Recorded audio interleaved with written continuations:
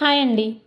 Non veg తినని వారి కోసం మటన్ కీమా టేస్ట్తో వెజ్ కీమా చాలా బాగుంటుందండి. పోషకాలు కూడా చాలా ఎక్కువగా ఉంటాయి. సోయా గ్రాన్యూల్స్తో చేసుకునే ఈ కూర రుచి ఎంతో బాగుంటుంది, ఆరోగ్యానికి కూడా చాలా మంచిది. ప్రాసెస్లోకి వెళ్ళిపోదాం. ముందుగా ఒక బౌల్ తీసుకుని దాంట్లోకి మరిగించిన వాటర్ వేసుకోవాలి. ఇలా బాగా మరిగించిన హాట్ వాటర్లోకి మీకు ఎంత కావాలనుకుంటే అంత క్వాంటిటీ సోయా చంక్స్ని వేసుకోండి. నేనైతే 2 కప్స్ వేసుకున్నాను. ఇది ఒకసారి బాగా మిక్స్ చేసి మూత పెట్టేసుకోవాలి.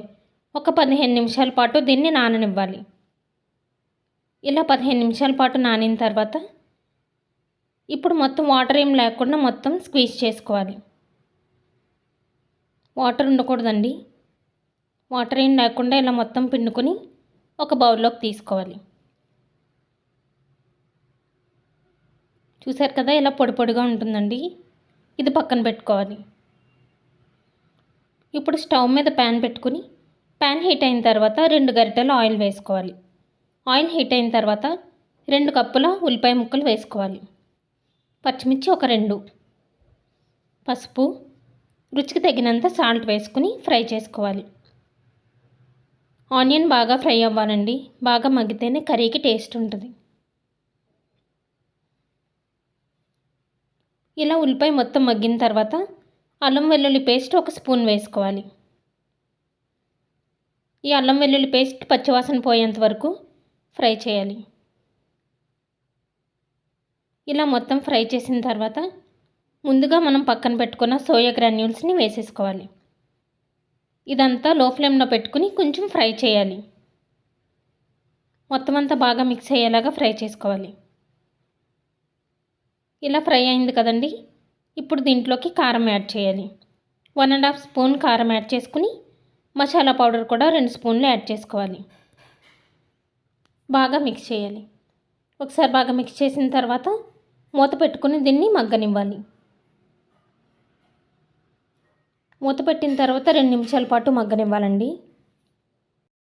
2 నిమిషాల తర్వాత మూత తీసుకుని బాగా మిక్స్ చేసి వాటర్ యాడ్ చేసుకోవాలి.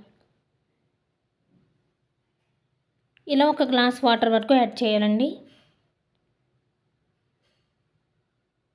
ఇదంతా బాగా మిక్స్ చేసుకుని మరొకసారి మూత పెట్టి ఎగరనివ్వాలి.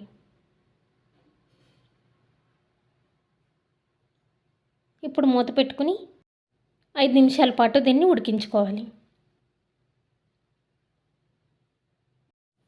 మధ్యలో ఒకసారి తీసుకుని చెక్ చేసి సాల్ట్ ఏమైనా పడుతుందనుకుంటే అడ్జస్ట్ చేసుకోవాలి. మళ్ళీ మూత పెట్టి దగ్గరకు వచ్చేంత వరకు దీన్ని ఎగరనివ్వాలి. వాటర్ ఏమి ఉండకూడదండి. బాగా దగ్గరకు వచ్చేంత వరకు ఎగరనిస్తేనే టేస్ట్ బాగుంటుంది.